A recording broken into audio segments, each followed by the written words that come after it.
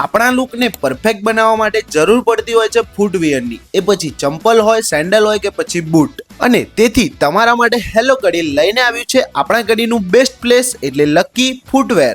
અહીંયા તમને દરેક પ્રકારના ઇમ્પોર્ટેડ ચાઇના શૂઝ મળી રહેશે, જેમાં ચાઇના એર, સ્પીડ, ફેશન, મેગ્નિયમ, એક્સપર્ટ, એડોબી, માઇનેક્સ અને માય એર જેવી અલગ અલગ બ્રાન્ડ્સ મળી રહેવાની છે.